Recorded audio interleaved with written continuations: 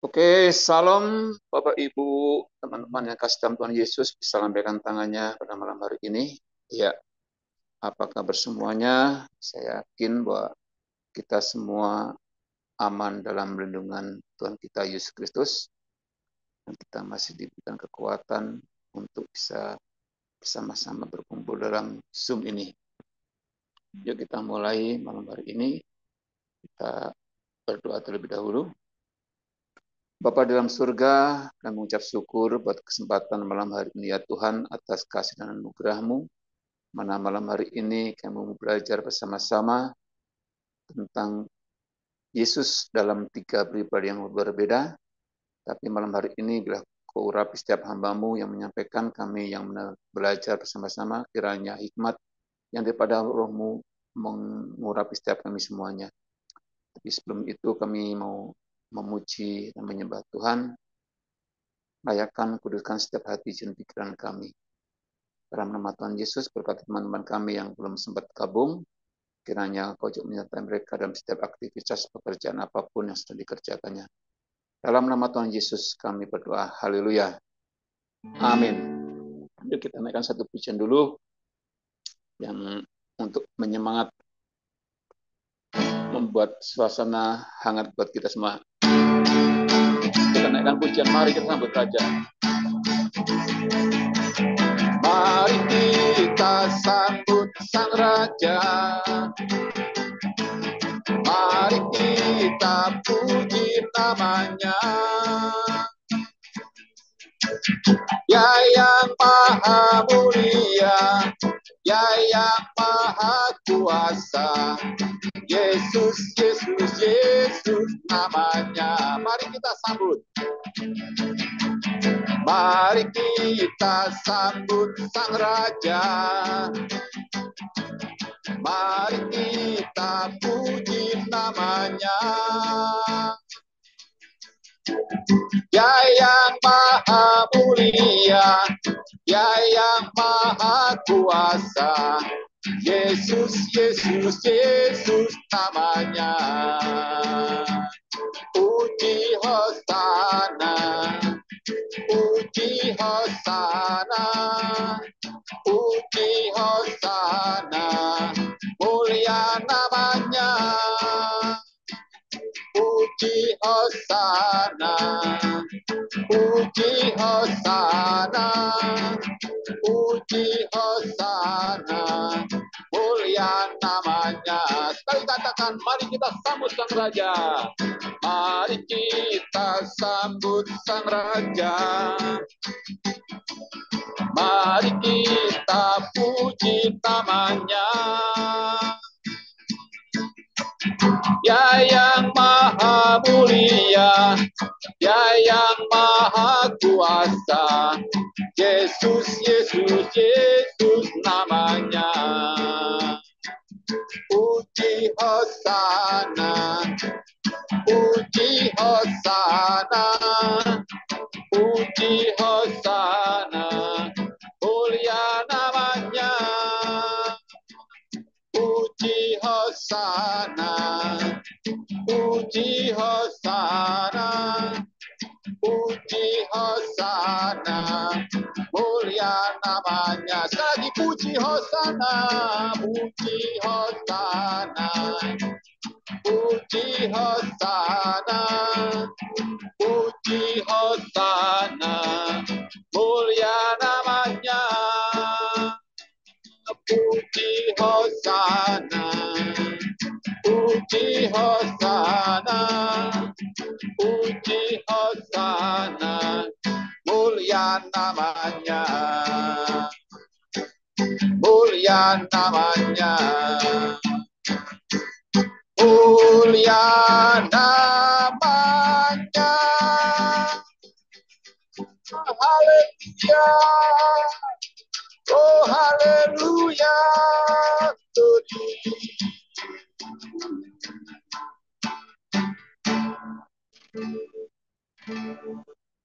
Terima kasih Tuhan Yesus malam hari ini. Pimpin kami dari awal pertanyaan hingga akhir dalam Bible malam hari ini.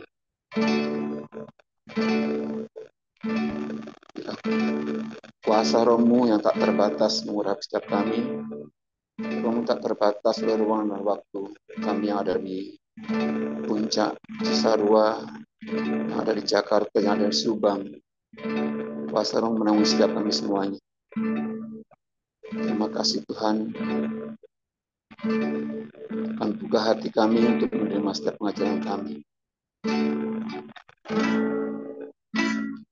Roh-Mu yang hidup penuhiku, mengalir dalamku.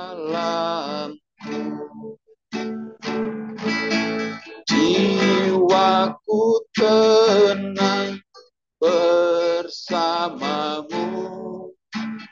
dalam naungan. Roh-Mu yang hidup, Roh-Mu yang hidup penuhiku, mengalir dalamku. Jiwaku tenang bersamamu dalam naunganmu. Ku buka hati untuk jamahanmu, berserah penuh di hadiratmu. Kau ambil alih seluruh hidupku di altarmu, menyembahmu. Ku buka hati untuk jamahanmu, berserah penuh di hadiratmu. Kau ambil alih seluruh hidupku di altarmu, menyembahmu. Katakan Roh-Mu yang hidup penuhiku, Roh-Mu yang hidup penuhiku, mengalir dalamku. Jiwaku tenang bersamamu dalam naunganmu. Ku buka hati untuk jamahanmu, berserah penuh di hadiratmu. Kau ambil alih seluruh hidupku di altarmu, menyembahmu. Ku buka hati untuk jamahanmu, serah penuh di hadiratmu. Kau ambil alih seluruh hidupku di altarmu, menyembahmu. Di altarmu, menyembahmu. Di altarmu, menyembahmu. Haleluya, haleluya.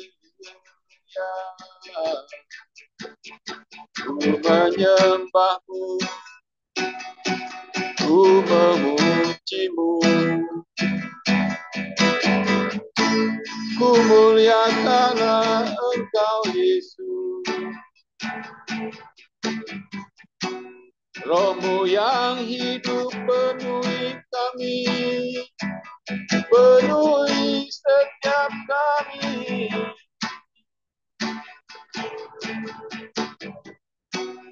Terpujilah Engkau Tuhan malam hari ini. Ku bersyukur buat segala kebaikan-Mu.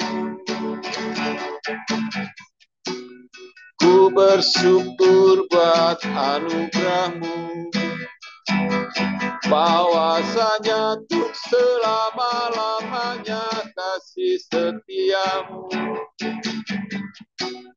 Ku bersyukur Tuhan atas segala kemurahan-Mu. Terima kasih Yesus, bagi-Mu hormat kemuliaan, bahwasanya tiada yang seperti Engkau, tiada Tuhan yang seperti-Mu. Kau ajaib dengan segala karya-Mu, Kau ajaib dengan segala pertolongan-Mu, Kau ajaib dalam penyertaan-Mu atas kami Tuhan. Ku bersyukur, ku bersyukur bagi-Mu Yesus. Kau sungguh baik, sangat baik dan teramat baik. Tak hentinya ku bersyukur, tak habisnya ku memuji atas segala kasih-Mu, karya-Mu yang begitu ajaib bagi kami. Terima kasih Tuhan, terima kasih Yesus-Ku, terima kasih Roh-Ku. Siapa nama ya ralaba ya ralaba ya ralaba ya ralaba, siara laba ya ralaba ya ralaba. Haleluya, glory haleluya. Terpujilah Engkau Tuhan hidupku, terpujilah Engkau. Terima kasih Tuhan.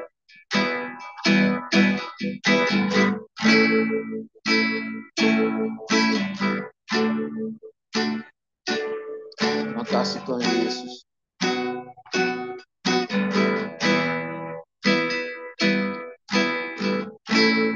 Kami akan syukur bagi-Mu Tuhan. Kami akan syukur bagi-Mu Yesus.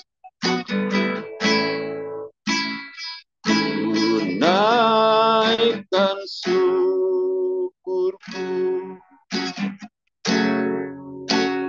buat hari yang Kau beri, tak habis-habisnya kasih dan rahmat-Mu,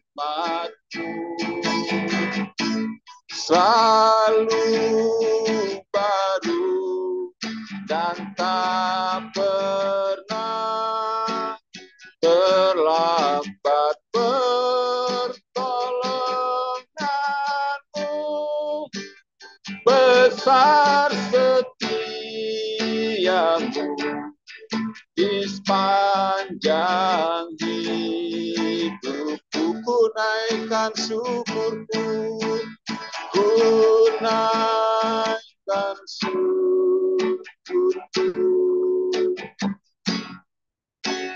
buat hari yang kau beri.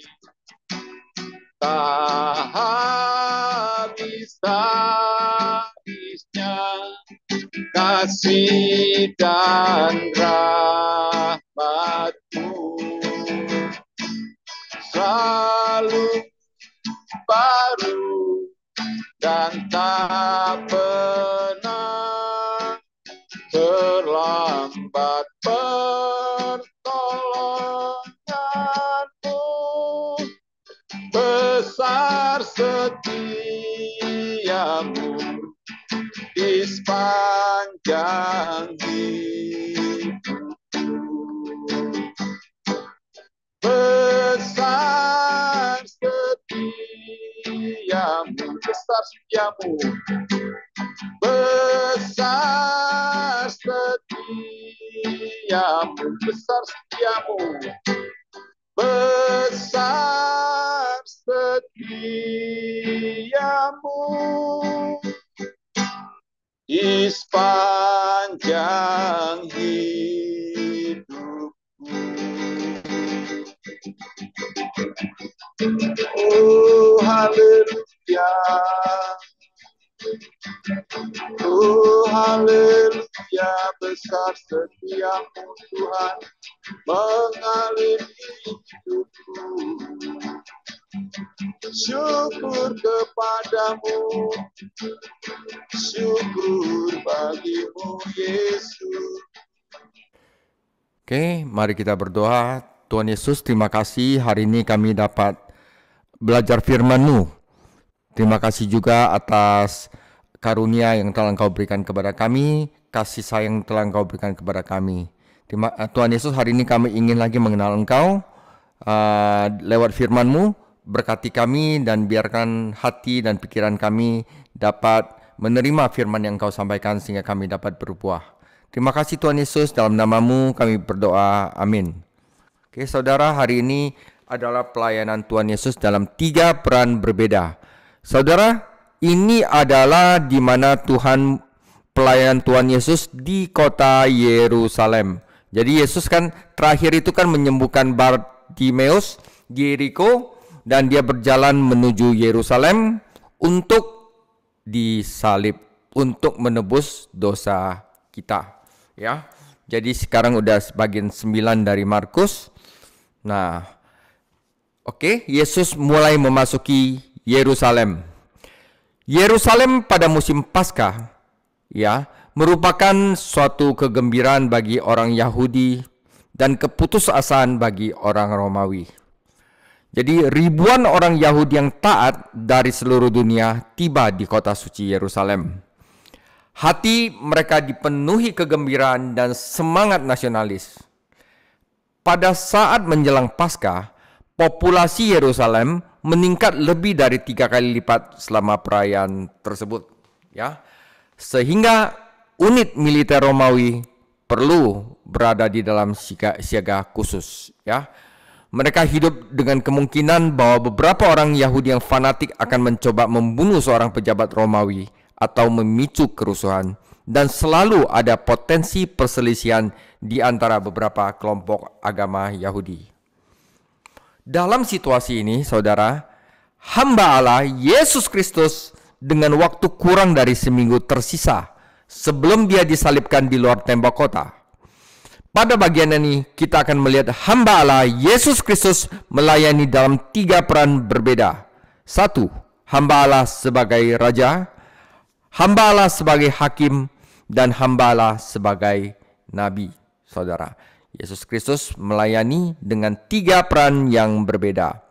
Oke, pertama kita lihat bahwa Yesus Kristus masuk ke dalam kota Yerusalem dengan menunggangi keledai, seakan-akan memproklamirkan dirinya sebagai seorang raja Yahudi, dan ini mempercepat pembunuhannya. Sebelumnya waktu Yesus membuat mujizat, dia katakan, jangan kasih tahu siapa-siapa, jangan kasih tahu siapa-siapa, karena waktunya belum tiba. Nah, inilah waktunya Yesus masuk sebagai raja, di mana dia masuk, dia dari Betani, dia masuk ke Bethpage dan di sini dia masuk ke dalam Yerusalem lewat sini ya. Jadi route of the triumphal entry. Oke, saudara. Kita baca Markus 11 ayat 1 sampai 11. Ketika Yesus dan murid-muridnya telah dekat Yerusalem, dekat Betfage dan Betania yang terletak di Bukit Zaitun, Yesus menyuruh 2 orang muridnya dengan pesan, "Pergilah ke kampung yang di depanmu itu. Pada waktu kamu masuk ke situ, kamu akan segera menemukan seekor keledai muda tertambat yang belum pernah ditunggangi orang. Lepaskan keledai itu dan bawalah kemari. Dan jika ada orang mengatakan kepadamu, mengapa kamu lakukan itu? Jawablah, Tuhan memerlukannya. Ia akan segera mengembalikannya ke sini." Mereka pun pergi dan menemukan seekor keledai muda tertambat di depan pintu di luar, di pinggir jalan, lalu melepaskannya. Dan beberapa orang yang ada di situ berkata kepada mereka, "Apa maksudnya kamu melepaskan keledai itu?" Lalu mereka menjawab seperti yang sudah dikatakan Yesus. Maka orang-orang itu membiarkan mereka. Lalu mereka membawa keledai itu kepada Yesus dan mengalasinya dengan pakaian mereka. Kemudian Yesus naik ke atasnya. Banyak orang yang menghamparkan pakaiannya di jalan. Ada pula yang menyebarkan ranting-ranting hijau yang mereka ambil di ladang. Orang-orang berjalan di depan dan mereka mengikuti dia dari belakang berseru, "Hosana, diberkatilah dia yang datang dalam nama Tuhan. Diberkatilah kerajaan yang datang, kerajaan Bapa kita Daud. Hosana di tempat yang maha tinggi." Sesampainya di Yerusalem, Yesus masuk ke Bait Allah. Di sana ia meninjau semuanya, tetapi sebab hari sudah hampir malam, ia keluar ke Betania bersama dengan ke-12 muridnya. Saudara, pelayanan pertama hamba Allah sebagai raja. Dalam perjalanan yang Yesus lalui, ya, yang dia dari Galilea turun untuk menghampiri Yerusalem, dia melakukan 5 paradoks. Ya, seorang musafir pertama-tama akan tiba di Betania dan kemudian di Betfage, sekitar 2 mil dari Yerusalem. Ketinggian pada titik ini sekitar 2.600 kaki, ya. Tinggi Yerusalem, Yeriko itu pendek sekali, malah di bawah permukaan laut. Dan dari sana Anda dapat menikmati pemandangan kota suci yang menakjubkan. Tuhan Yesus akan melakukan sesuatu yang belum pernah dia lakukan sebelumnya. Sesuatu yang berulang kali dia peringatkan orang lain agar tidak melakukannya baginya. Jangan kasih tahu siapa-siapa. Jangan kasih tahu siapa-siapa, ya. Ya, biasanya habis melakukan mujizat. Nah, di sini dia akan mengizinkan para pengikutnya untuk melakukan demonstrasi. Pawai di depan umum untuk menghormatinya. Yesus mengutus 2 muridnya ke Betfage untuk mendapatkan keledai yang dia perlukan untuk acara tersebut. Kebanyakan orang saat ini menganggap keledai hanya sebagai binatang beban yang sederhana. Namun pada masa itu, keledai dipandang sebagai binatang yang layak untuk digunakan oleh raja. Kita belajar referensinya 1 Raja-Raja 1 ayat 33. Tuhan Yesus membutuhkan binatang ini agar dia dapat menggenapi nubuatan mesianik yang terdapat pada Zakaria 9 ayat 9 tentang dia. Tetapi Markus tidak mengutip atau mengacu pada ayat ini karena memang Markus ditulis terutama untuk pembaca non-Yahudi. Jadi tidak mengutip. Ya, di Matius akan ada ini. Nah, saudara, dalam menggenapi nubuatan ini, Yesus untuk mencapai 2 tujuan. 1. Dengan masuknya dia ke Yerusalem, dia menyatakan dirinya sebagai raja dan Mesias Israel. Dan yang kedua, dia dengan sengaja menantang para pemuka agama. Hal ini akan menggerakkan rencana resmi yang mengarah pada penangkapan, pengadilan, dan penyaliban Tuhan Yesus. Para pemimpin Yahudi itu geram sama dia, sudah benci sama dia, telah memutuskan untuk tidak menangkap dia selama perayaan itu. Namun, ya karena Tuhan menentukan bahwa dia harus mati pada hari Jumat, ya pada Jumat Agung. Karena apa? Anak domba Allah harus mati pada hari Paskah. Banyak orang Yahudi yang patriotik dari kerumunan penjara dengan penuh semangat mengikuti prosesi pewartaan Yesus sebagai Raja. Anak Daud datang dalam nama Tuhan. Para pengunjung dari Galilea adalah orang-orang paling menonjol dalam prosesi tersebut. Ya, dan bersama dengan orang-orang yang menyaksikan Lazarus dari kematian. Nah, ini adanya di Yohanes, saudara. Jadi waktu Yesus ada di Betania, dia tuh membangkitkan Lazarus dari kematian, tetapi ini tidak tertulis di Injil Markus. Terkadang Anda mendengar diucapkan orang-orang sama yang berseru Hosana pada Minggu Palma, tetapi akhirnya pada hari Jumat berteriak salibkan dia pada Jumat Agung. Tapi ini tidak benar, saudara.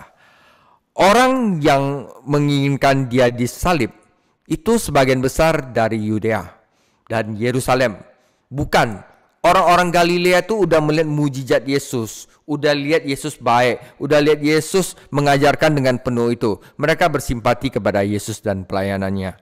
Nah, saat menyambut seorang raja, merupakan kebiasaan bagi masyarakat untuk meletakkan pakaiannya di jalan, pakaian luarnya di jalan, dan kemudian menambahkan ranting-ranting pesta. Ya, referensinya 2 Raja-Raja 9 ayat 13. Saudara, tahukah Anda apa artinya Hosana? Teriakan Hosana berarti free me now. Lepaskanlah kami sekarang. Selamatkanlah kami sekarang. Jadi sebenarnya saat orang Galilea mengatakan free me now, mereka sih beranggapan selamatkanlah kami dari Romawi. Ya. Ini ada di Mazmur 118 ayat 25 sampai 26. Tentu saja Yesus mengetahui bahwa orang-orang tersebut mengutip sebuah mazmur mesianis yang tadi saya bilang di Mazmur 118. Kalian bisa baca ya. Namun dia membiarkan mereka terus maju dan berteriak. Dia secara terbuka menegaskan kedudukannya sebagai anak Daud. Apa yang dipikirkan orang-orang Romawi saat mereka menyaksikan demonstrasi yang meriah ini? Lagi pula orang-orang Romawi itu ahli dalam parade dan acara-acara resmi publik.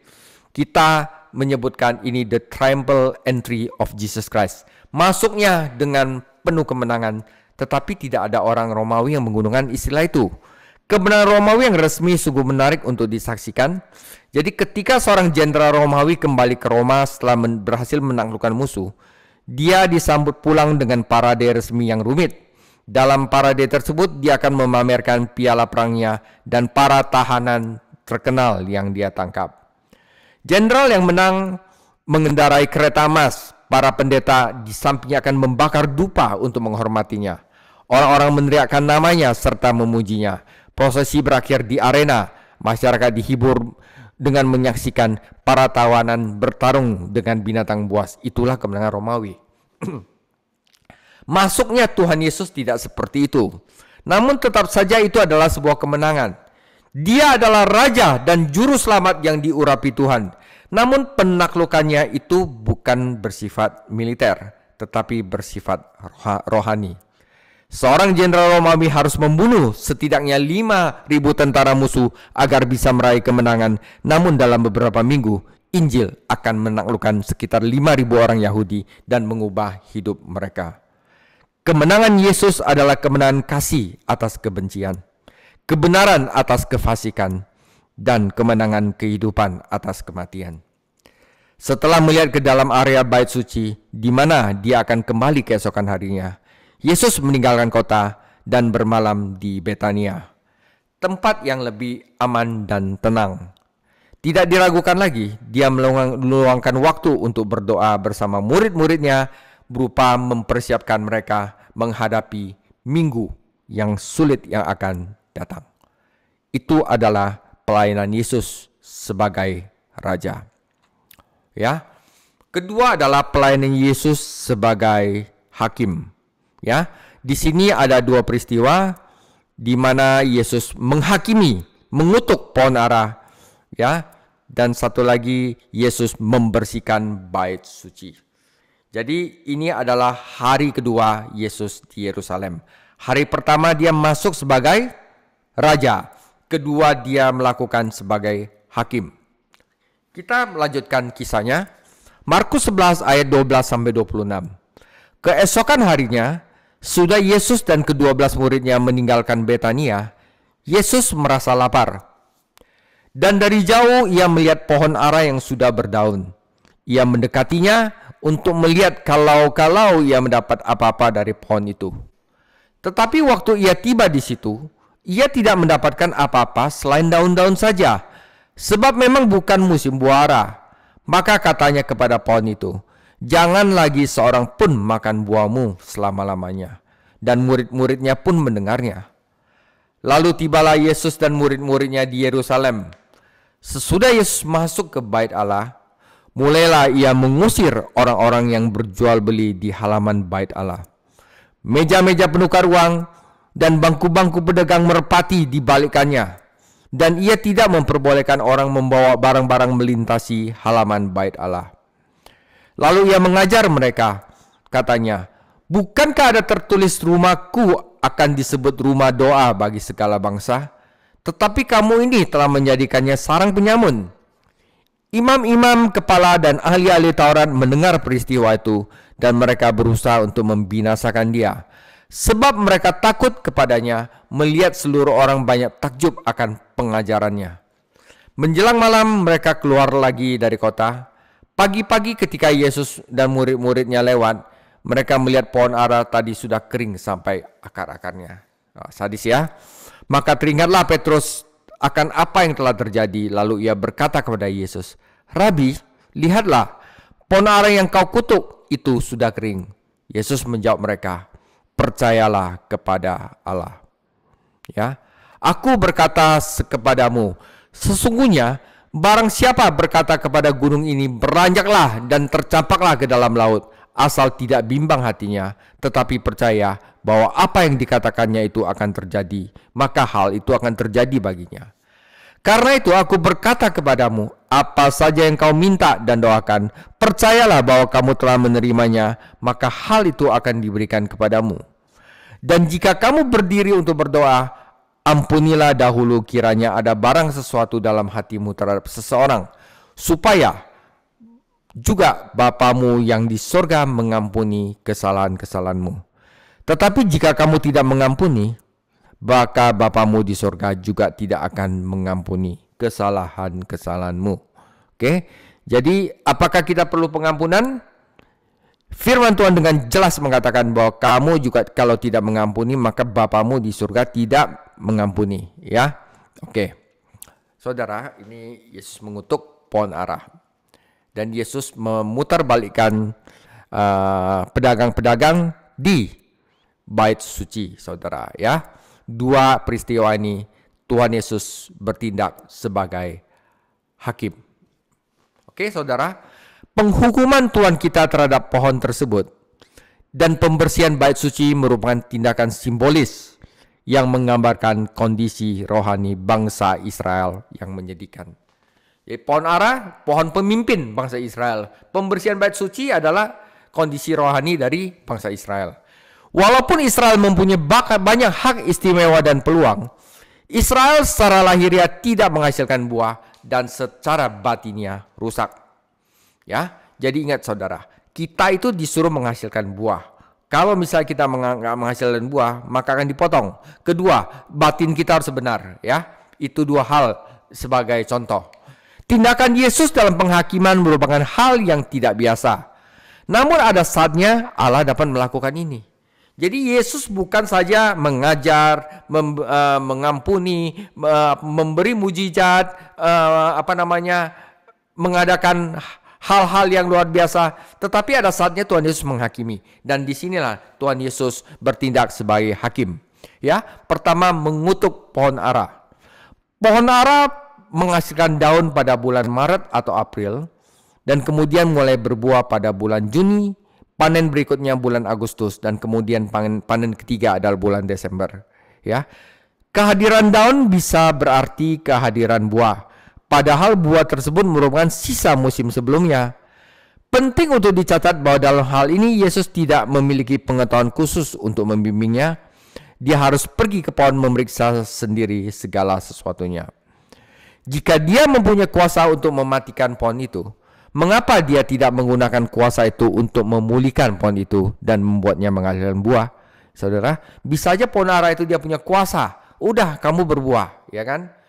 Selain babi yang ditenggelamkan, ini adalah satu-satunya contoh Tuhan kita menggunakan kuasa ajaibnya untuk menghancurkan sesuatu di alam. Saudara, dia melakukannya karena dia ingin mengajarkan kita dua pelajaran penting. Pertama, ada pelajaran mengenai kegagalan. Israel gagal beranak cucu bagi Allah.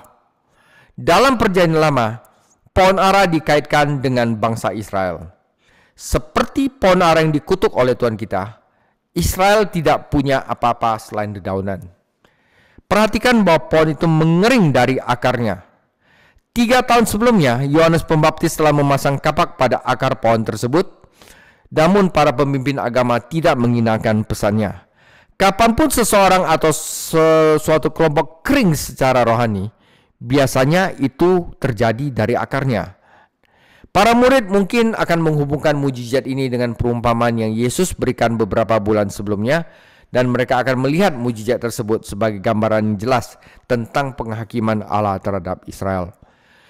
Mereka juga mengingat Mika 7 ayat 1-6 di mana Nabi menyatakan bahwa Allah mencari buah sulung yang matang dari umatnya. Kristus masih mencari buah dari umatnya. Dan kalau kita gagal menghasilkan buah, itu adalah dosa. Istilah gini, kita harus kontribusi kepada Tuhan. Apa yang bisa kita lakukan untuk Tuhan? Ya, kita harus dengan hati-hati memupuk akar rohani kita, ya kayak kita belajar firman juga, dan tidak terpaku hanya pada daun. Yesus juga menggunakan mujizat ini untuk memberikan kita pelajaran tentang iman. Keesokan harinya ketika para murid melihat pohon mati, Yesus berkata, percayalah kepada Allah. Artinya teruslah, karena ini adalah present participle. Teruslah percaya kepada Tuhan, hidup dalam sikap ketergantungan padanya. Ya. Dalam gambaran Yahudi, gunung melambangkan sesuatu yang kuat dan tak tergoyahkan. Suatu masalah yang menghalangi, kita bisa memindahkan gunung-gunung ini hanya dengan percaya kepada Tuhan. Nah, tentu saja ini bukanlah satu-satunya pelajaran yang Yesus berikan mengenai doa atau iman, dan kita harus berhati-hati agar tidak memisahkannya dari bagian Alkitab lainnya. Doa harus dengan kehendak Allah. Kalau kita enggak tahu kehendak Allah, kita bingung bagaimana harus berdoa. Dan orang yang berdoa harus tinggal di dalam kasih Allah. Jadi doa bukanlah tindakan darurat yang kita lakukan ketika kita punya masalah dan pengen Tuhan kasih kita dan menyelesaikan masalah kita. Doa yang sejati adalah bagian dari persekutuan kita yang terus-menerus dengan Tuhan dan penyembahan kepada Tuhan. Seperti baca firman, itu juga adalah persekutuan kita yang terus-menerus dengan Tuhan Yesus. Kita juga tidak boleh menafsirkan Markus 11 ayat 24 sebagai jika Anda berdoa cukup keras dan benar-benar percaya, Tuhan wajib menjawab doa Anda dan apapun yang Anda minta akan dikasih. Nah, salah. Iman seperti itu bukanlah iman kepada Tuhan. Sebaliknya itu hanya keyakinan pada keyakinan atau keyakinan pada perasaan. Iman yang sejati kepada Tuhan itu harus didasarkan firman Tuhan. Dan firman-Nya itu yang mengungkapkan kehendak-Nya kepada kita. Bukan sesuai dengan apa yang kita mau. Itu adalah keyakinan pada perasaan kita. Ada pepatah yang mengatakan bahwa tujuan berdoa bukanlah agar kehendak manusia terlaksana di surga, namun agar kehendak Tuhan terlaksana di bumi, saudara. Itu bedanya. Ya saudara, kalau Anda minta, katanya kalau dengan iman kita minta Mercedes-Benz kita dikasih. Nah, itu adalah sesuatu yang salah ya saudara. Ya, kita harus minta sama Tuhan. Tuhan, saya sekarang punya keinginan untuk agar seluruh manusia yang di Tanah Abang itu percaya kepada Tuhan Yesus, dan Tuhan Yesus laksanakan atau bagaimana gitu ya. Nah, doa yang benar melibatkan pengampunan dan juga iman. Ya, tadi dikatakan kalau kita mau doa dulu atau meminta sesuatu dulu, pikir dulu ada nggak orang belum kita ampuni. Kalau misalnya ada orang yang kita belum ampuni, ampuni dulu. ya, dan iman. Saya harus berada dalam persekutuan dengan Bapa saya di surga dan saudara-saudara saya di bumi jika Allah ingin menjawab doa-doa saya. Ya. Kata pertama dalam doa Bapa kami adalah Bapa kami yang ada di surga, dan bukan Bapakku yang di surga. Meskipun orang Kristen boleh berdoa secara pribadi, tidak ada orang Kristen yang berdoa sendirian, karena seluruh umat Allah adalah bagian dari keluarga sedunia yang bersatu untuk mencari berkat Allah, dan doa ini yang menyatukan kita. Kita tidak mendapat berkat Tuhan dengan saling mengampuni, ya. Tetapi ini adalah harus yang kita lakukan, karena jika kamu tidak mengampuni, dengan jelas Alkitab mengatakan Bapamu di surga juga tidak akan mengampuni kamu. Jadi semangat mengampuni kita adalah bukti bahwa kita itu dibenarkan di hadapan Tuhan. Dan kita mau menuruti kehendak-Nya, dan ini memungkinkan Bapa mendengar kita dan menjawab doa. Iman bekerja karena kasih. Jika aku beriman kepada Tuhan, maka saya pasti ada kasih terhadap saudara. Jadi kalau kita tidak mengasihi saudara kita, udah pasti kita nggak ada iman kepada Tuhan Yesus. Begitu saja saudara ya. Itu adalah hamba Allah sebagai hakim untuk kita belajar hal-hal seperti ini.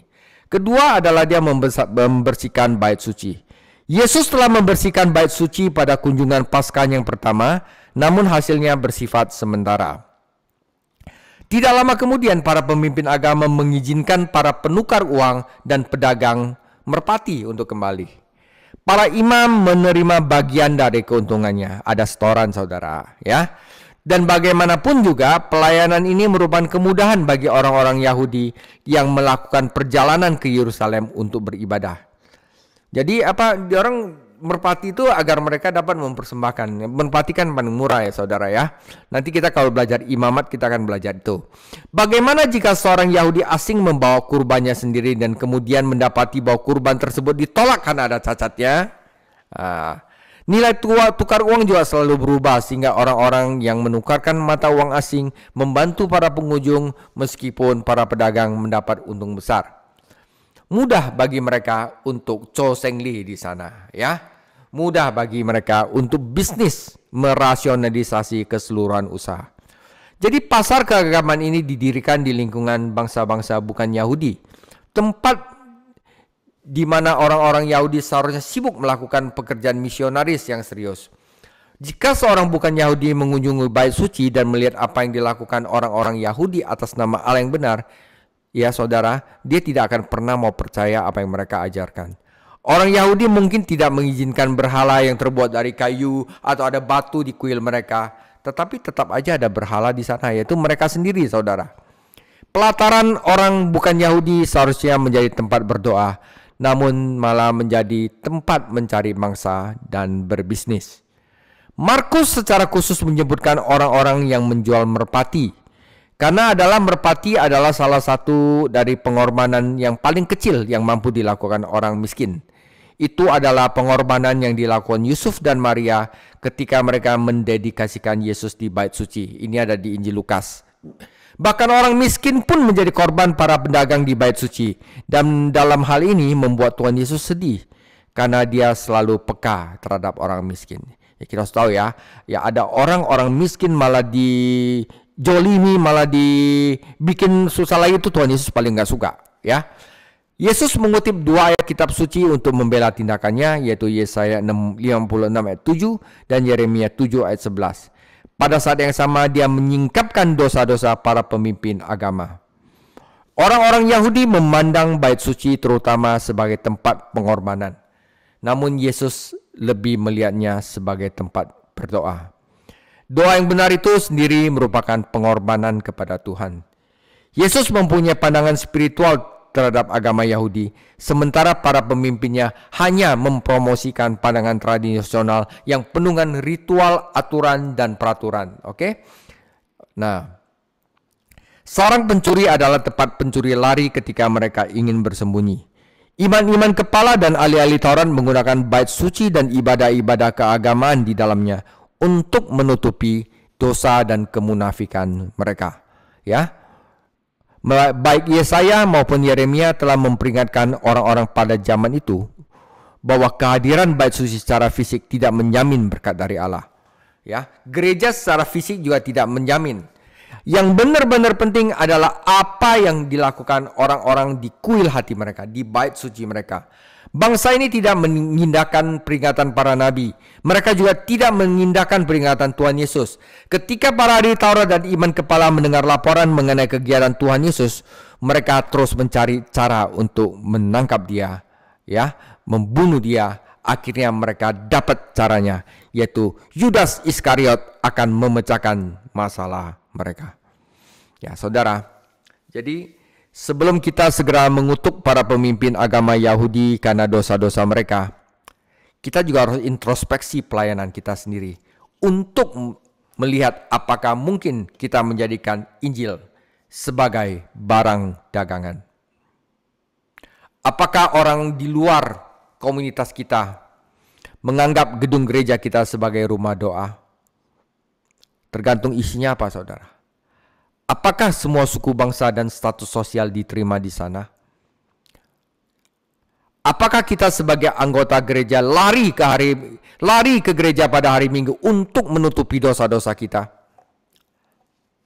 Apakah kita pergi ke gereja untuk menjaga reputasi kita atau untuk beribadah atau memuliakan Tuhan? Saudara, jika Tuhan Yesus muncul di rumah ibadah kita, perubahan apa yang akan Dia lakukan? Ya, saudara, itu adalah hal kedua pelayanan Tuhan Yesus di Yerusalem sebagai hakim. Saudara, bagian yang terakhir adalah pelayanan Tuhan Yesus di Yerusalem sebagai seorang nabi. Ya.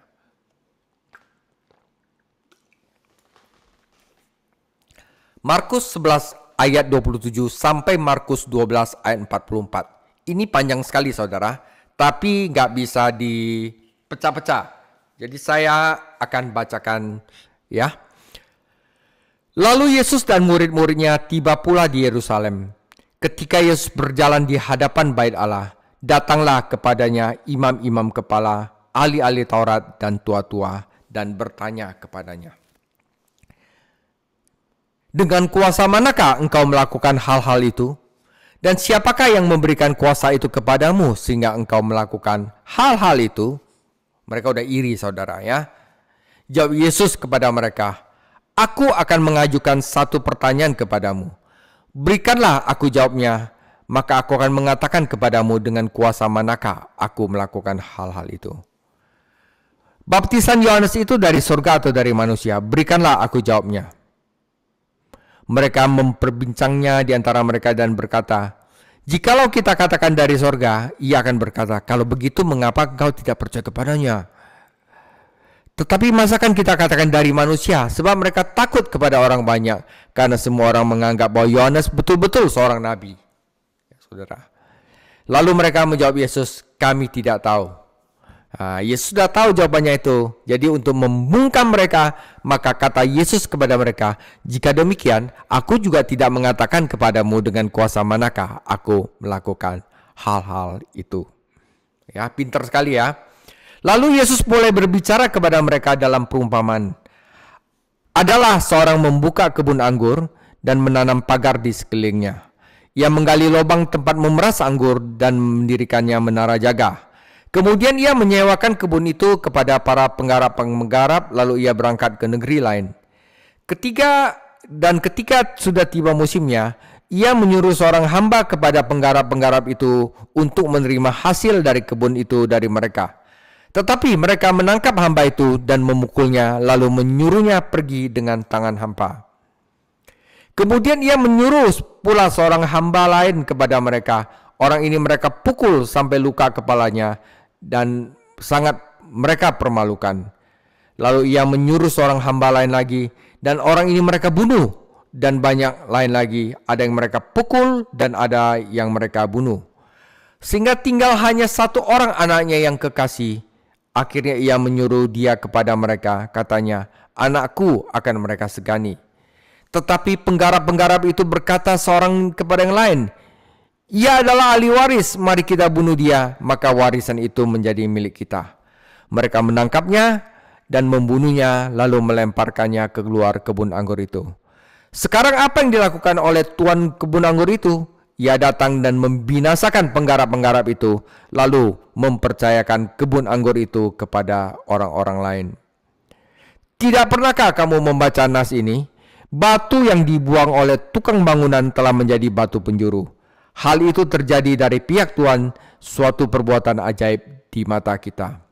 Saudara ya, jadi dia menyinggung orang-orang Farisi itu Yesus. Lalu mereka berusaha untuk menangkap Yesus karena mereka tahu bahwa merekalah yang dimaksudkannya dengan perumpamaan itu. Tetapi mereka takut kepada orang banyak, jadi mereka pergi untuk membiarkan dia. Kemudian disuruh beberapa orang Farisi dan Herodian kepada Yesus untuk menjerat dia dengan suatu pertanyaan. Oke? Jadi orang-orang itu datang dan berkata kepadanya, "Guru, kami tahu engkau adalah seorang yang jujur dan engkau tidak takut kepada siapapun. Sebab engkau tidak mencari muka, melainkan dengan jujur mengajar jalan Allah dengan segala kejujuran. Apakah diperbolehkan membayar pajak kepada kaisar atau tidak? Haruskah kami bayar atau tidak?" Tetapi Yesus tahu mereka itu munafik, mengetahui kemunafikan mereka. Lalu berkata kepada mereka, "Mengapa engkau mencobai aku? Bawalah kemari suatu dinar supaya aku lihat." Lalu mereka bawa.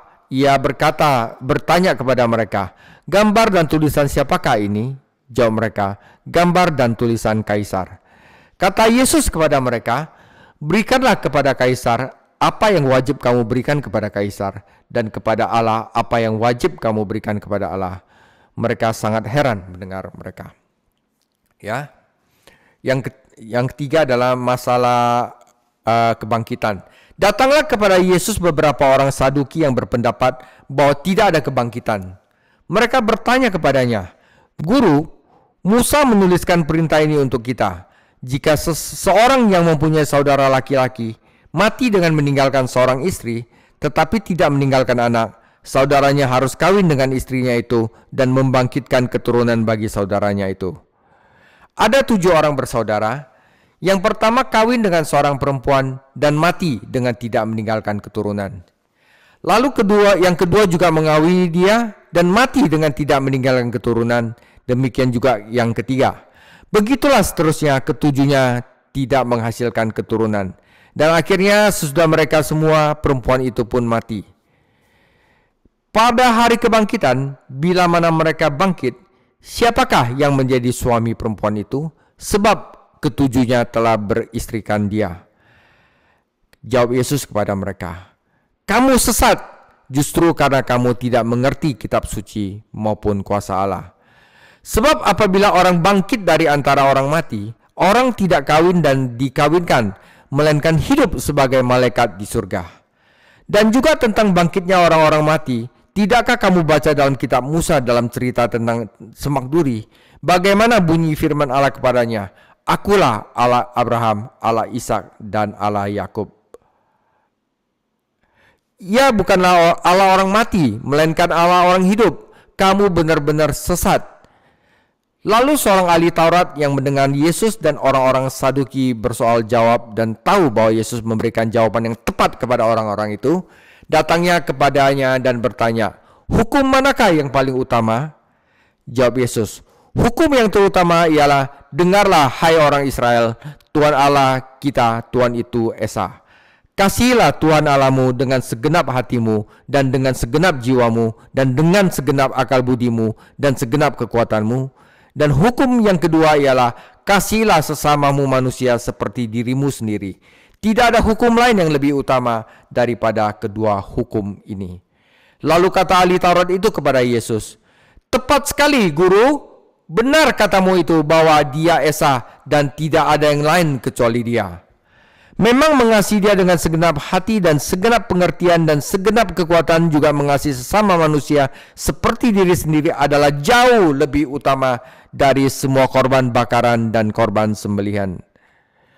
Yesus melihat bagaimana bijaksananya jawab orang itu. Ia berkata kepadanya, "Engkau tidak jauh dari kerajaan Allah."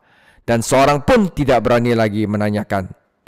Pada suatu kali ketika Yesus mengajar di bait Allah, ia berkata, "Bagaimana ahli-ahli Taurat dapat mengatakan bahwa Mesias adalah anak Daud? Daud sendiri oleh pimpinan Roh Kudus berkata, Tuhan telah berfirman pada Tuanku, duduklah di sebelah kananku sampai musuh-musuhmu kutaruh di bawah kakimu. Daud sendiri menyebut dia tuannya. Bagaimana mungkin ia anaknya pula? Orang yang besar jumlahnya mendengarkan dia dengan penuh minat. Dalam pengajarannya Yesus berkata, hati-hatilah terhadap ahli-ahli Taurat yang suka berjalan-jalan memakai jubah panjang dan suka menerima penghormatan di pasar, yang suka duduk di tempat terdepan di rumah ibadat dan di tempat terhormat dalam perjamuan, yang menelan rumah-rumah janda, sedang mereka mengelabui mata orang yang dengan doa yang panjang-panjang. Mereka ini pasti menerima hukuman yang lebih berat. Pada suatu kali Yesus menghadapi peti persembahan dan memperhatikan bagaimana orang banyak memasukkan uang ke dalam peti itu. Banyak orang kaya memberi jumlah yang besar. Lalu datanglah seorang janda yang miskin, ia memasukkan 2 peser, yaitu 1 duit. Maka dipanggilnya murid-muridnya dan berkata kepada mereka, Aku berkata kepadamu, sesungguhnya janda miskin ini memberi lebih banyak daripada semua orang yang memasukkan uang ke dalam peti. Sebab mereka semua memberi dari kelimpahannya, tetapi janda ini memberi dari kekurangannya, semua yang ada padanya, yaitu seluruh nafkahnya. Demikian firman Tuhan. Saudara, hamba Allah sebagai nabi, di sini ada 5 event, ya, dan setiap event Tuhan Yesus menjawabnya dengan pintar, ya.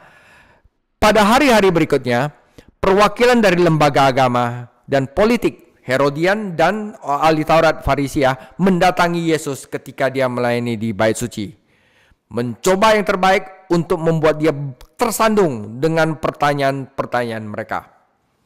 Yesus menjawab 4 pertanyaan dan kemudian dia mengajukan pertanyaan yang membungkam mereka untuk selama-lamanya.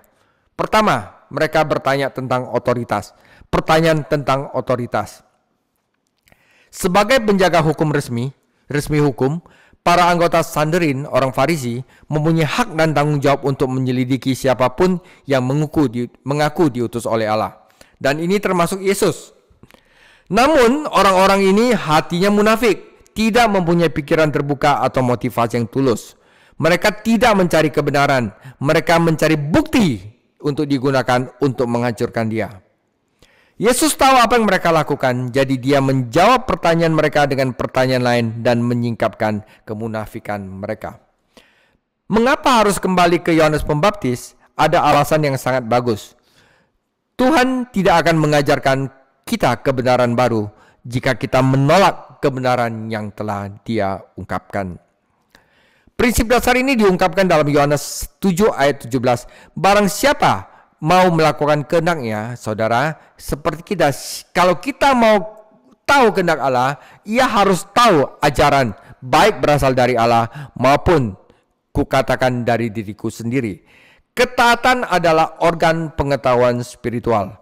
Para pemimpin agama Yahudi belum menerima apa yang diajarkan Yohanes. Jadi, mengapa Allah harus mengatakan lebih banyak lagi kepada mereka? Seandainya mereka menaati pesan Yohanes, mereka akan senang hati tunduk pada otoritas Kristus, karena Yohanes datang untuk membuka jalan kepada Yesus, ya, memperkenalkan Mesias kepada bangsa itu. Para pemimpin Yahudi terjebak dalam dilema yang mereka buat sendiri. Mereka tidak bertanya apa yang benar atau apa yang benar, tapi apakah yang aman, ya. Ini selalu merupakan pendekatan orang munafik dan orang yang suka menyenangkan orang banyak. Jadi firman itu harusnya kita tanya apa yang aman, bukan apa yang nyenengin orang. Nah, kalau apa yang nyenengin orang berarti Anda hanya hidup untuk menyenangkan manusia, maka Anda bukanlah hamba Kristus. Tentu saja ini bukan pendekatan Yesus. Yesus kalau A, B, B. Oh enggak, pada saat itu bagusnya saya ngomong A. Oh pada saat itu saya masuk ngomongnya B. Atau pada waktu itu saya masuk bagian C. Itu adalah munafik, saudara. Yesus A ya A, B ya B. Ini bukan pendekatan Yesus atau Yohanes Pembaptis. Yesus tidak menolak menjawab pertanyaan mereka. Dia hanya menolak menerima dan mendukung kemunafikan mereka. Dia tidak mengelak, dia jujur. Sebelum mereka mempunyai kesempatan untuk melarikan diri, dia memberitahu mereka suatu perumpamaan yang mengungkapkan kemana dosa-dosa mereka akan membawa mereka. Ya, Ya, mereka telah mengizinkan Yohanes Pembaptis dibunuh, namun tak lama lagi mereka akan meminta penyaliban anak Allah, Tuhan Yesus. Kebun anggur adalah gambaran umum tentang Israel. Menurut Imamat 19 ayat 23-25, seorang petani baru akan menggunakan buah tersebut pada tahun kelima, meskipun kita tidak yakin orang Yahudi mematuhi peraturan ini untuk saat itu. Untuk mempertahankan hak sahnya kepada tanah tersebut, pemiliknya harus menerima hasil bumi dari penggarap, meskipun hanya sebagian sayuran yang tumbuh di antara barisan dan tanaman merambat. Hal ini menjelaskan mengapa para penggarap menolak untuk memberikan apapun kepadanya. Mereka ingin mengklaim kebun anggur itu untuk diri mereka sendiri. Hal ini juga menjelaskan mengapa pemilik terus mengirimkan utusan agen kepada mereka. Ini adalah murni masalah otoritas dan kepemilikan. Jika Markus 12 ayat 2-5 mencakup 3 tahun ketika buah tidak digunakan, maka pada tahun keempat putra yang terkasih akan diutus. Ini adalah tahun ketika buah dipersembahkan kepada Tuhan.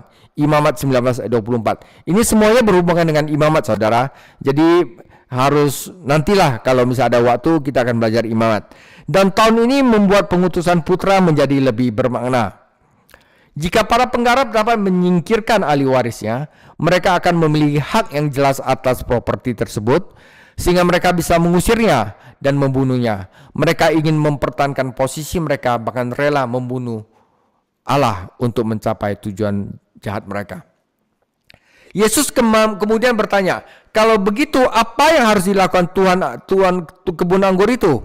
Para pemimpin pertama-tama menjawab pertanyaan itu dan dengan demikian menghukum diri mereka sendiri. Dan kemudian Yesus mengulangi jawaban mereka sebagai keputusan serius dari hakim. Namun sebelum mereka dapat mengajukan banding atas kasus ini, dia mengutip apa yang mereka ketahui sebagai nubuatan tentang Mesias. Ya, Mazmur 118 ayat 22-23. Kita juga akan menemukan Mazmur 118 ini yang sama pada dia masuk dalam triumphal entry, ya, masuk ke dalam Yerusalem dengan penuh kemenangan. Batu adalah simbol Mesias yang terkenal. Hakim-hakim mengumumkan keputusan ganda. Mereka tidak hanya menolak sang anak, tetapi mereka juga menolak batu itu, dan hanya ada konsekuensinya, cuma satu, adalah penghakiman. Itu adalah pertanyaan mengenai otoritas. Kedua adalah pertanyaan mengenai tanggung jawab, ya. Nah, di sini tentang tanggung jawab untuk membayar kepada kaisar itu, di sini ada dua kelompok, yaitu orang Farisi dan orang politikal, yaitu Herodian. Ancaman mereka memaksa dua musuh untuk bersatu, kaum Farisi dan Herodian. Kaum Herodian mendukung keluarga Herodes dan juga Romawi untuk memberikan wewenang untuk memerintah. Akan tetapi, orang-orang Farisi menganggap kaum Herodes sebagai perampas tata Daud yang jahat, karena Herodes adalah seorang Edom dan bukan seorang Yahudi. Orang-orang Farisi juga menentang pajak pemungutan yang dikenakan Romawi di Yudea, dan mereka sangat membenci kehadiran Roma di negeri mereka. Aliansi sementara mereka ini adalah jebakan yang halus. Karena tidak peduli bagaimana Yesus menjawab pertanyaan mereka, dia berada dalam masalah baik dengan Roma atau Herodes. Ya, jadi kalau Yesus jawab, itu ada pertanyaan jebakan di mana Tuhan Yesus pasti ada masalah. Namun Yesus pintar. Yesus mengalihkan diskusi mereka dari politik ke prinsip dan menjebak orang-orang munafik itu ke dalam perangkap mereka sendiri. Kita dapat menyatakan jawaban Tuhan kita seperti ini. Guys, gambar kaisar ada pada logamnya. Jadi uang itu dicetak atas wewenangnya. Jadi fakta Anda memiliki koin-koin ini dan menggunakannya menunjukkan bahwa menurut koin-koin itu adalah berharga. Oleh karena itu, Anda sudah menerima otoritas dari kaisar dan Anda tidak akan atau tidak menggunakan uangnya. Nah, namun jangan lupa bahwa Anda diciptakan juga menurut gambar Tuhan. Jadi apa yang harus berikan kepada Allah, berikanlah kepada Allah. Jadi koin itu dicetak dengan gambar kaisar, maka koin itu harus diberikan kepada kaisar. Nah, kita sebagai manusia itu diciptakan menurut gambar Allah. Oleh karena itu kita harus hidup di bawah otoritas Tuhan juga. Nah, cara Tuhan Yesus membalas pertanyaan itu sekalian yang ngajar bahwa kamu diciptakan menurut gambar Tuhan. Oleh karena itu persembahkanlah dirimu kepada Allah. Nah, kata yang diterjemahkan memberikan dalam Markus 12:17 berarti membayar hutang, membayar kembali. Yesus membayar pajak sebagai utang warga negara kepada pemerintah sebagai imbalan atas pelayanan yang mereka berikan. Saat ini layanan-layanan tersebut mencakup perlindungan kebakaran, polisi, pertahanan nasional, gaji pejabat yang mengelola urusan negara, program khusus untuk masyarakat miskin dan kurang mampu. Nah, setiap warga negara Kristen mungkin tidak setuju dengan cara tersebut. Seluruh uang pajak yang digunakan dan dia dapat mengekspresikan dengan suaranya. Namun dia juga harus tahu bahwa Allah membentuk pemerintahan manusia demi kebaikan kita. Jadi sekalipun kita tidak bisa menghormati orang yang pejabat, dan kita harus menghormati jabatan tersebut, ya saudara ya. Nah, itu adalah hebatnya Tuhan Yesus, ya, untuk menjawab sesuatu yang menjebak dia, tetapi dia malah memutarbalikkan orang yang memberi pertanyaan tersebut, ya. A question of eternity. Sekarang adalah masalah kekekalan, saudara ya. Ini adalah tempat orang Saduki ya. Ini adalah satu-satunya tempat di mana dalam Markus di mana orang Saduki disebutkan. Kelompok ini hanya menerima hukum Musa sebagai otoritas keagamaan mereka. Jadi, jika suatu doktrin tidak dapat dipertahankan dari 5 kitab perjanjian lama, mereka tidak akan menerimanya. Mereka tidak percaya akan keberadaan jiwa, kehidupan setelah kematian, kebangkitan, penghakiman terakhir, malaikat atau setan. Kebanyakan orang Saduki adalah pendeta dan kaya raya. Mereka menganggap diri mereka sebagai bangsawan religius, Yudaisme, dan cenderung memandang rendah orang lain, ya. Mereka mengajukan pertanyaan hipotesis kepada Yesus berdasarkan hukum pernikahan yang diberikan di dalam Ulangan 25 ayat 7 sampai 10. Jadi wanita ini memiliki 7 suami, semasa hidupnya semuanya bersaudara dan semuanya meninggal. Jadi kalau ada kebangkitan di masa depan, bantah mereka, maka dia harus menghabiskan kekekalan dengan 7 suami. Tampaknya ini merupakan argumen yang sempurna yang bisa menjebak Tuhan Yesus, karena sebagian besar argumen didasarkan pada situasi hipotesis. Orang-orang Saduki mereka mengira mereka pintar, namun Yesus segera menyingkapkan ketidaktahuan mereka akan 2 hal, yaitu kuasa Allah dan kebenaran kitab suci. Kebangkitan bukanlah pemulihan kehidupan seperti yang kita kenal. Itu adalah pintu masuk ke dalam kehidupan baru yang berbeda. Jadi bukan pemulihan dari sesuatu yang ada.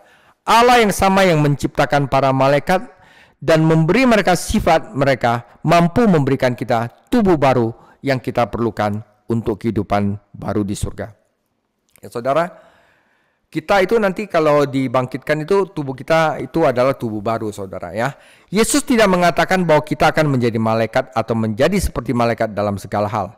Karena anak-anak Allah sesungguhnya lebih tinggi daripada malaikat, ya. Dia mengatakan bahwa dalam tubuh kebangkitan kita tidak akan memiliki jenis kelamin seperti para malaikat, dan oleh karena itu pernikahan tidak akan ada lagi. Dalam keadaan kekal di mana tubuh baru kita sempurna dan tidak ada kematian, maka tidak ada lagi pernikahan, prokreasi, dan kelangsungan perlombaan, saudara ya. Orang Saduki juga tidak mengerti kitab suci. Mereka mengaku menerima otoritas Musa, namun mereka tidak menyadari bahwa Musa mengajarkan kelanjutan kehidupan setelah kematian. Sekali lagi, Tuhan membawanya kepada firman Tuhan. Dalam hal ini kebagian tentang semak yang terbakar. Tuhan tidak memberitahu Musa bahwa dia, ya, dalam bentuk lampau adalah Allah Abraham, Ishak, dan Yakub. Dia berkata, "Akulah Tuhannya Abraham, Allahnya Ishak, dan Allahnya Yakub." Ya, saudara, para leluhur masih hidup pada Tuhan mengucapkan kata-kata itu kepada Musa. Oleh karena itu, Musa memang mengajarkan bahwa ada kehidupan setelah kematian. Itu adalah tentang kebangkitan. Sekarang tentang prioritas. Penantang berikutnya, jadi Yesus ditantang terus, saudara. Penantang berikutnya adalah seorang ahli Taurat dan juga seorang Farisi. Para ahli Taurat telah menetapkan bahwa orang Yahudi wajib menaati ada 613 hukum di sana. 365 adalah hukum yang negatif dan 248 adalah hukum yang positif. Salah satu latihan favorit mereka adalah mendiskusikan perintah ilahi mana yang terbesar. Tuhan Yesus mengutip Ulangan 6 ayat 4-5, pengakuan iman yang luar biasa dan bahkan sampai hari ini diucapkan oleh orang-orang Yahudi yang saleh setiap pagi dan setiap sore. Disebut Sema, dari kata pertama, artinya mendengar. Kemudian dia mengutip Imamat 19:18 yang menekankan kasih terhadap sesama. Yesus menjadikannya kasih sebagai hal yang paling penting dalam hidup, karena kasih adalah penggenapan dari hukum Taurat. Jika kita mengasihi Tuhan, kita akan merasakan kasih-Nya di dalam diri kita dan mengungkapkan kasih itu kepada orang lain. Kita tidak hidup berdasarkan peraturan, namun berdasarkan hubungan kasih dengan Tuhan yang memampukan kita mempunyai hubungan kasih dengan orang lain. Ketika ia memulai percakapan ini, ahli Taurat hanyalah alat orang Farisi yang berusaha mendapatkan bukti untuk memberatkan Yesus. Namun setelah dia mendengar jawaban Tuhan kita, ahli Taurat ini berdiri dan berani memuji Tuhan atas jawabannya. Firman telah berbicara ke dalam hati orang tersebut dan dia mulai mendapatkan pemahaman rohani yang lebih dalam tentang iman yang dia pikir telah dia pahami. Dia punya rendah hati, dia mempunyai hati yang subur. Bahkan kitab suci Perjanjian Lama mengajarkan bahwa agama Yahudi lebih dari sekedar mempersembahkan kurban dan menaati hukum, tapi lebih belas kasihan dan kasih. Apa artinya ketika seorang tidak jauh dari kerajaan Allah? Artinya dia menghadapi kebenaran dengan jujur dan tidak tertarik untuk membela, suatu kubu, garis partai atau prasangka pribadi. Artinya orang tersebut menguji imannya dengan apa yang firman Tuhan katakan, bukan apa yang dituntut oleh kelompok agama tertentu. Orang-orang yang dekat dengan kerajaan Allah memiliki keberanian untuk mengatakan kebenaran, meskipun mereka akan dikucilkan, meskipun mereka akan kehilangan beberapa teman dan mendapatkan musuh baru. Itu adalah orang-orang dekat dengan kerajaan Allah, saudara. Oke? Nah, sebuah pertanyaan tentang identitas. Sekarang giliran Tuhan kita yang mengajukan pertanyaan. Dia fokus pada pertanyaan paling penting. Siapakah Mesias itu? Apa pendapatmu tentang Kristus? Anak siapakah dia? Ini adalah pertanyaan yang jauh lebih penting dari pertanyaan yang diajukan musuh-musuhnya. Karena jika kita salah mengenai Yesus Kristus, saudara, maka kita juga akan salah mengenai keselamatan. Dan itu akhirnya kita mengutuk jiwa kita sendiri masuk neraka. Yesus mengutip Mazmur 110 ayat 1 dan meminta mereka menjelaskan bagaimana anak Daud, yang katanya Yesus keturunan Daud, tapi bisa menjadi Tuhannya Daud juga. Orang Yahudi percaya bahwa Mesias akan menjadi anak Daud.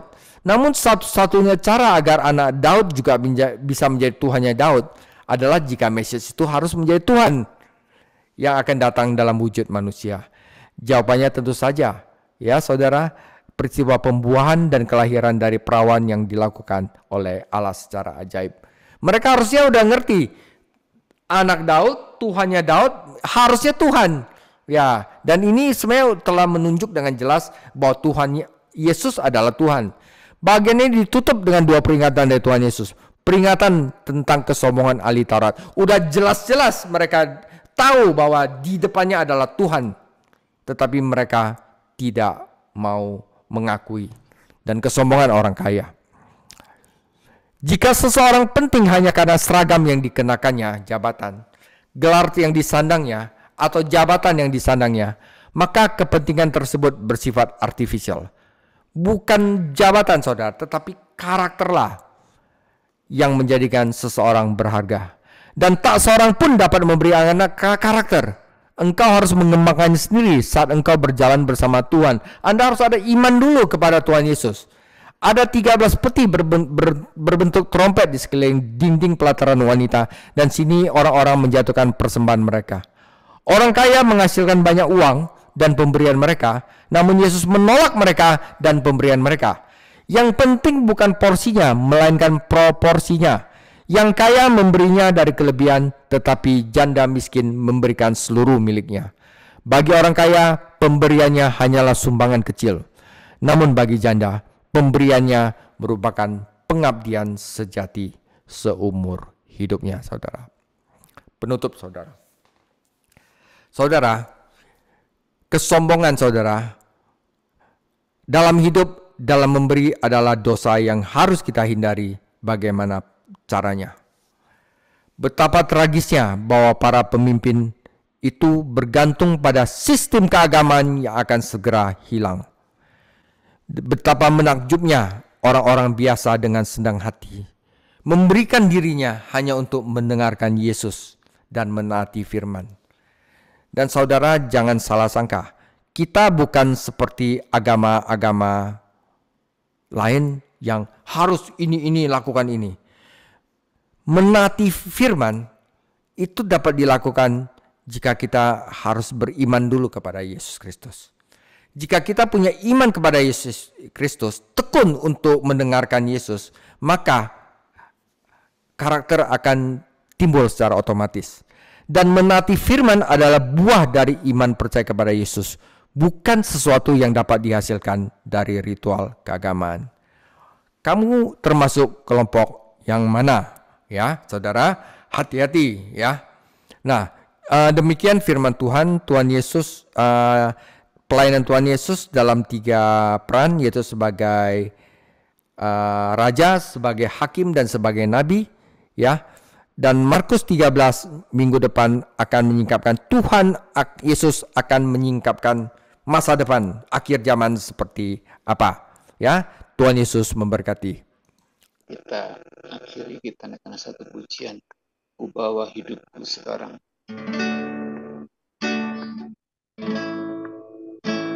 Ku bawa hidupku sekarang ke tempat kudus-Mu, Tuhan. Di mezbah-Mu ku serahkan seluruh hidupku. Penuhi hatiku sekarang dengan urapan yang baru, agar aku lebih lagi mendengar suara-Mu.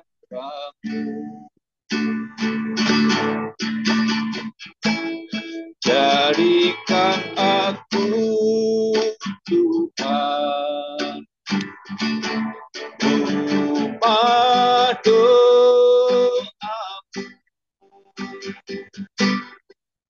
agar semua suku bangsa datang menyembah-Mu.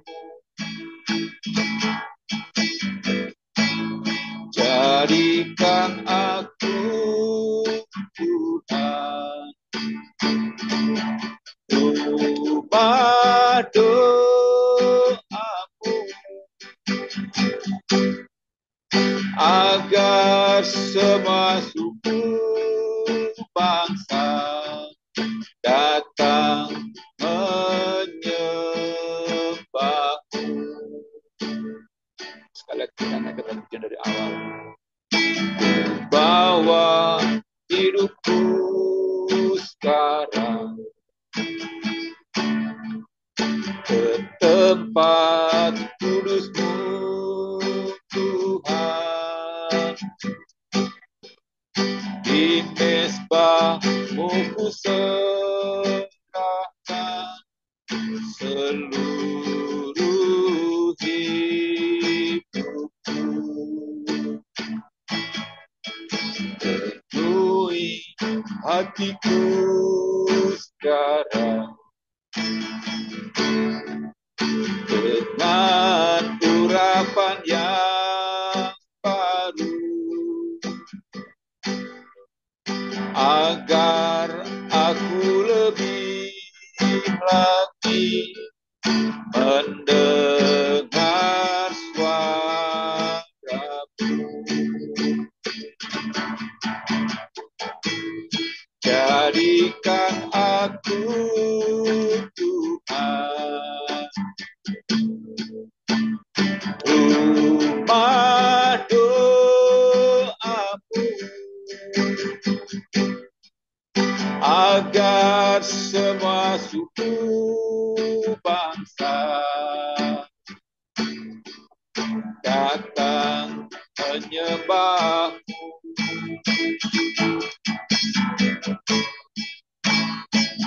jadikan aku Tuhan, umat doamu, agar semua suku bangsa datang menyembahmu,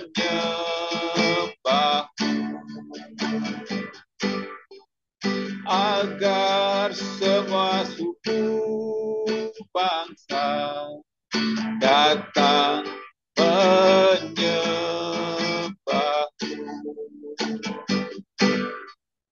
agar semua suku bangsa datang menyembah.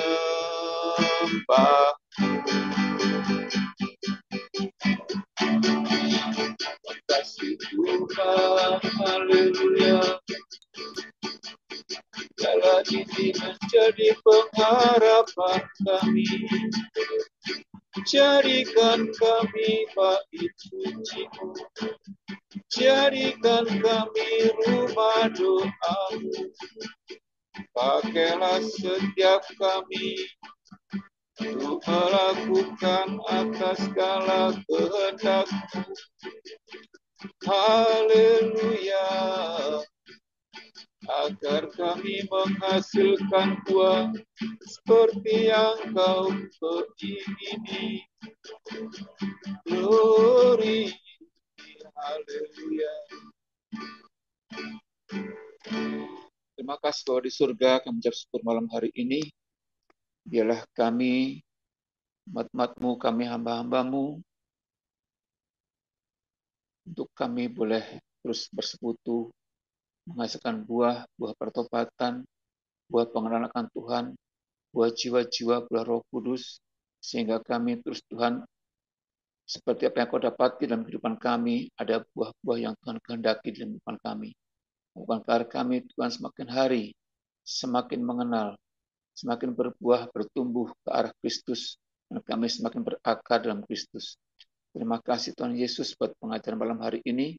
Bila kiranya malam hari ini kami memperoleh suatu hal yang luar biasa, pengajaran-pengajaran, berikan kami hikmat, sempurnakan dalam setiap hari kami, pribadi-pribadi yang ada dengan kuasa Roh-Mu.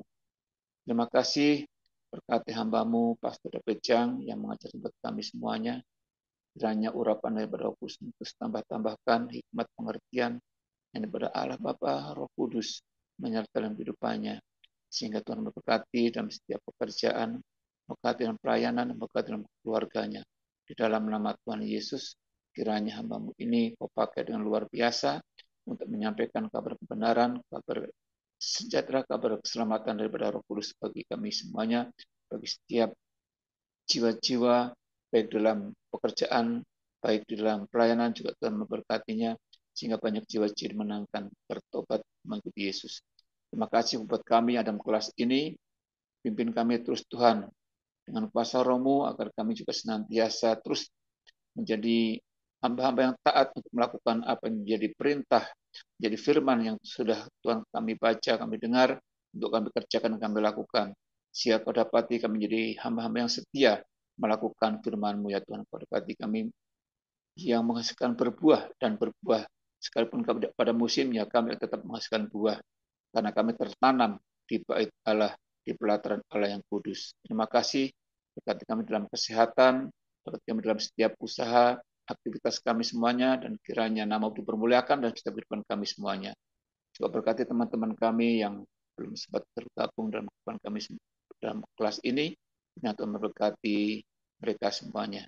Terima kasih Tuhan Yesus, berkati gembala kami Pak Min dalam setiap pelayanannya, dalam setiap pengembalaannya, kiranya urapan Tuhan terus mengalir dalam kehidupannya sebagai pemimpin untuk membawa setiap umat-umat Tuhan datang lebih dekat lagi kepada Tuhan Yesus.